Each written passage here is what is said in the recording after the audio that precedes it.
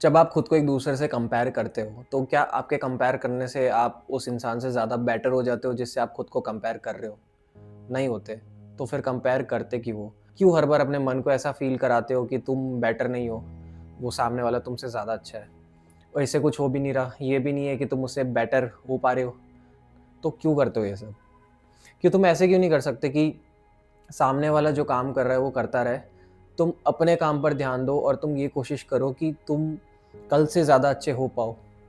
तुम अगर आज जिस लेवल पे हो, 6 महीने बाद कहीं और उसी फ़ील्ड में किसी और लेवल स्किल पे बैठे हो, ऐसा भी तो कर सकते हो। तो जब दूसरों से कंपेयर करने से तुम्हारा कुछ होना नहीं है, तो करते ही क्यों हो कंपेयर? इस चीज़ को एक कहानी से समझते हैं। एक लड़की होती है 10 साल की बच्ची जिसका नाम होता है मीरा। मीरा को ड्राइंग करना बहुत पसंद होता है। बचपन से ही वो ड्राइंग करती है और उसके आर्ट को, उसकी ड्राइंग्स को उसके घर वाले भी बहुत ज़्यादा एप्रिशिएट करते हैं। इसी वजह से उसके घर वाले पूरे घर में मीरा की ड्राइंग्स जगह जगह डेकोरेट करते हैं। मीरा बड़ी होती है, ड्राइंग कंटिन्यू रखती है और एक दिन वो 25 साल की हो जाती है। 25 साल की उम्र में वो एक स्टूडियो में काम करने जाती है एज एन आर्टिस्ट, और जहाँ वो काम करने जाती है वहाँ उसकी तरह 5 आर्टिस्ट और होते हैं। जैसे जैसे वो वहाँ पे काम करती है, उसे रियलाइज़ होता है कि उसके साथ वाले आर्टिस्ट उससे ज़्यादा अच्छा काम करते हैं। उनका आर्ट, उनके स्केचेस मीरा से कई गुना बेटर है, और मीरा खुद को कंपेयर करने लग जाती है कि मेरे आर्ट फॉर्म की क्या कीमत है जब इन लोगों का आर्ट फॉर्म मेरे से इतना बेटर है। तो वो सोचती है कि वो तो छोटी है, उसको कभी इस लेवल का आर्ट फॉर्म तो आएगा ही नहीं जितना उसके साथ के कलीग्स को आता है। और इसी वजह से वो धीरे धीरे वो काम करना छोड़ देती है जिसे वो बचपन से करते आ रही, 10 साल की उम्र से, स्केच बनाना।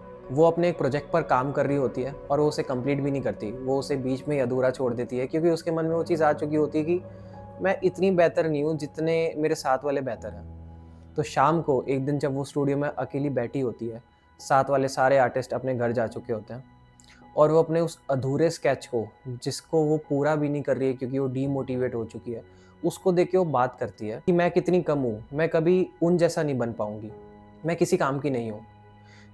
उसको पता नहीं होता कि जब वो खुद से ये बात कर रही है, तो उसी स्टूडियो में एक साफ-सफाई वाली आंटी, जिनका नाम होता है ऐना, वो उसकी बातें सुन रही होती है।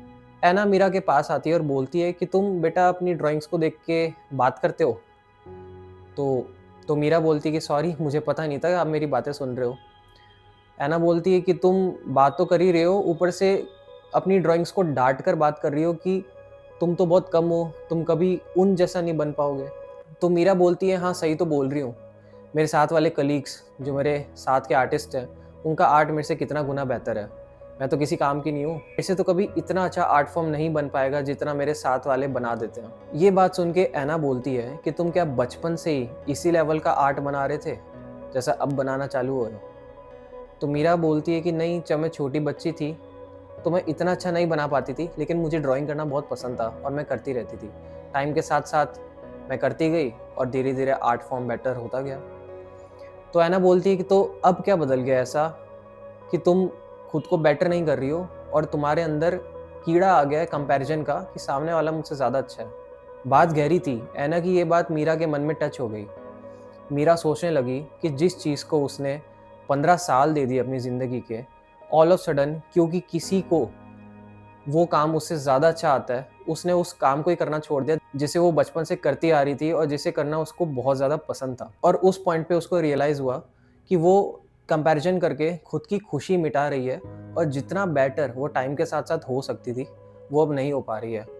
क्योंकि उसके मन में कंपैरिज़न आ गया कि मैं तो कम हूँ। बस फिर क्या था? यही एक टर्निंग पॉइंट था।